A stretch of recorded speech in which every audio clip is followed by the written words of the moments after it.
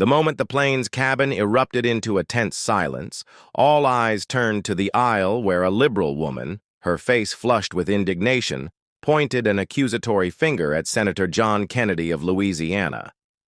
"Get out of my seat!" she bellowed, her voice cutting through the hum of the aircraft like a knife. Passengers froze, some clutching their armrests, others whispering in disbelief as the silver-haired senator, known for his folksy charm and sharp wit, looked up from his book with a mixture of surprise and calm. It was a scene no one could have predicted, a clash of ideologies unfolding at 30,000 feet, and what happened next would leave everyone aboard, and millions watching the viral video later, utterly stunned.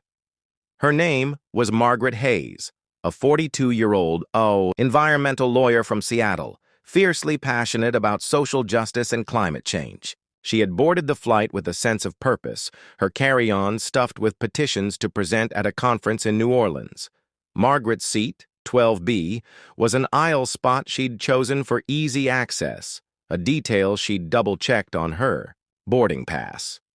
But when she reached her row, she found John Kennedy already settled in, his lanky frame folded into the space, reading a weathered copy of To Kill a Mockingbird. At first, she assumed it was a mistake. Perhaps he'd taken the wrong seat. Politely, she cleared her throat and said, "Excuse me, sir, I believe you're in my seat."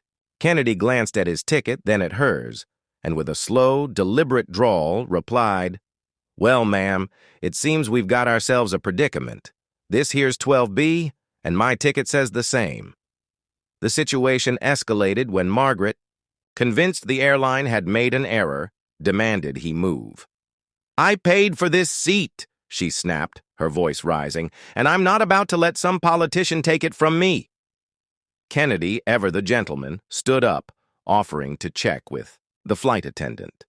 But Margaret's frustration boiled over. She saw him not just as a man in her seat, but as a symbol of everything she opposed. His conservative voting record clashed with her progressive ideals, and the irony of sharing a flight with him felt like a personal affront. Passengers nearby shifted uncomfortably, sensing the brewing storm. A young mother in the row ahead hushed her toddler, while a businessman across the aisle pulled out his phone, recording the exchange.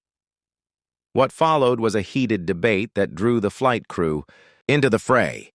The lead attendant, a weary but kind-hearted woman named Carla, reviewed both tickets and confirmed a rare glitch in the airline system. 2 passengers had been assigned the same seat. Carla suggested Margaret take a vacant seat in coach, but Margaret refused, her pride and principle at stake.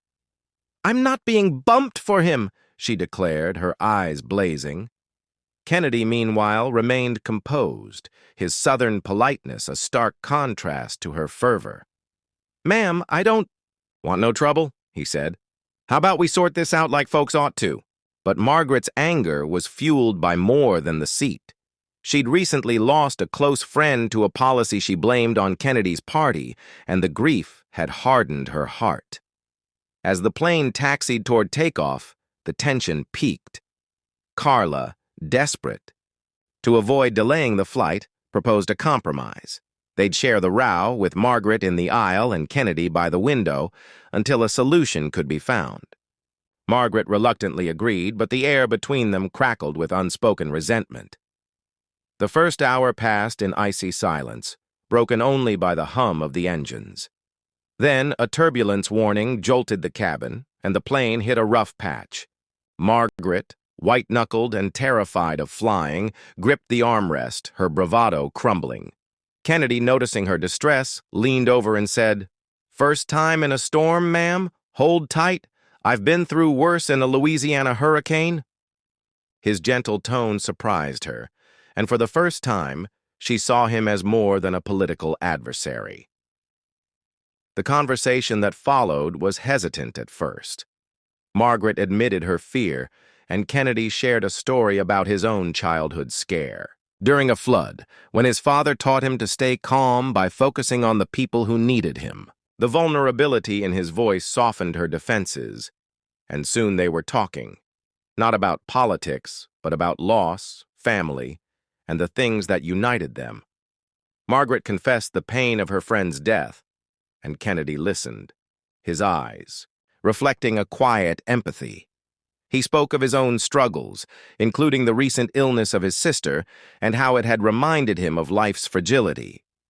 The plane steadied, but their dialogue deepened, a bridge forming over the chasm of their differences. Halfway through the flight, a call came over the intercom. Carla had found an empty first-class seat and offered it to Margaret as a peace offering. But to everyone's shock, Margaret declined. "I think I'll stay here," she said, a small smile breaking through. The passengers, who had been watching the drama unfold, erupted in applause, their earlier judgment replaced by admiration. Over the next few hours, Margaret and Kennedy continued their talk, even laughing over shared tastes in literature and a mutual love for jazz. When the plane landed, they walked off together, exchanging numbers with a promise to meet again, not as enemies, but as friends. The video of their encounter, posted by the businessman, went viral, racking up millions of views.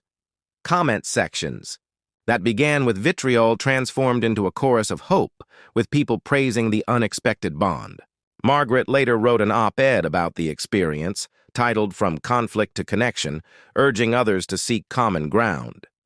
Kennedy, in a Senate speech, quoted Atticus Finch, "You never really understand a person until you consider things from his point of view." The story became a symbol of reconciliation in a divided time, proving that even the most unlikely encounters could inspire change. As the world watched, they learned that compassion could triumph over conflict, leaving an enduring message. In the face of adversity, humanity's shared heart can heal all divides.